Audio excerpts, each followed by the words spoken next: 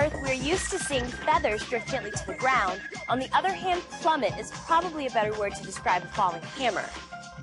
They fall at different rates here on Earth because the feather has a small mass compared to its surface area, while the hammer has a larger mass to surface area ratio. It takes a while for the feather to push air molecules out of the way during its fall. The hammer can push them out of the way and therefore fall much faster. Now, what if you could get rid of those air molecules? That's what a vacuum is. It's the absence of matter.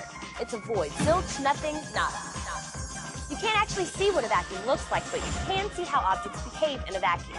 Let's go to the moon, where a near-perfect vacuum surrounds the surface, and see what happens with our hammer and feather. As they drop, the moon's gravity pulls them both in at the same rate of acceleration. Since all of those tiny air particles, which would have normally hindered their fall, aren't there, both objects hit the moon's surface at the same time. Discover more at nasa.gov.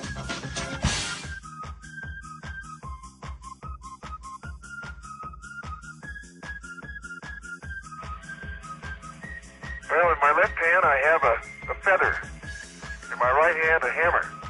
And I guess one of the reasons we got here today was because of a gentleman named Galileo a long time ago who made a rather significant discovery about falling objects in gravity fields. And we thought that where would be a better place to confirm his findings than on the moon. And so we thought we'd try it here for you. And the feather happens to be appropriately a falcon feather for our falcon, and I'll drop the two of them here, and hopefully they'll hit the ground at the same time. How about that? That proves that Mr. Galileo was correct in his findings.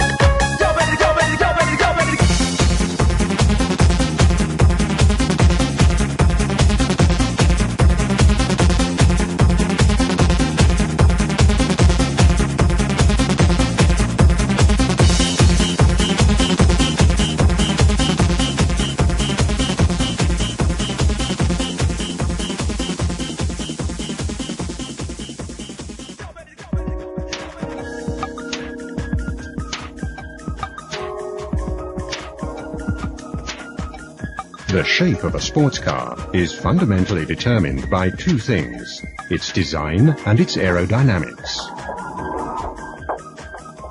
Or, to put it simply, by its form and function. These are the important factors for the specialists from both disciplines.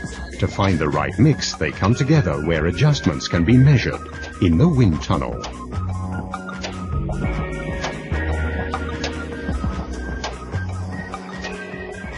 The new SLS-AMG was given its final form in the Aerodynamic Research Center at the University of Vaihingen.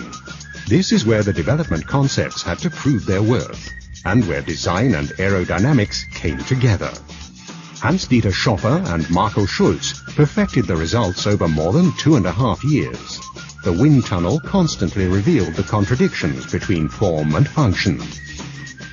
Our goal for the SLS-AMG was to put the classic sports car of the future on the road. We paid particular attention to sporty overall proportions as well as purist surface contours in a modern interpretation. The aerodynamic goals sound rather different. During the development of the SLS, we aerodynamicists were mainly concerned with generating downforce, so that a good aerodynamic balance is available for the driving dynamic, plus of course a low drag coefficient and efficient cooling for the engine, transmission and brakes. Two different approaches that came together in the unforgiving wind tunnel. They had to prove their worth within the overall concept of the super sports car. The very steeply angled front end of the SLS allows a very large airflow into the engine compartment, and to prevent this we incorporated shrouds covering the lower area of the cooling air intake and the star recess, so as to reduce the aerodynamic drag and lift. The shape of the front end also determines how much air flows over and under the bonnet. Achieving a good balance here is the aim of the aerodynamicists. However, the deciding factors for the designers are appearance and visual impression. The steeply angled front end clearly expresses the self-assurance of the SLS AMG. The long bonnet emerges from the front end and extends to the greenhouse, which is positioned well to the rear. We intentionally gave this very flat contours to create an even more dynamic impression. Both parties are immediately in agreement where the greenhouse with its distinctive helmet shape is concerned. Not so when it comes to the rear end.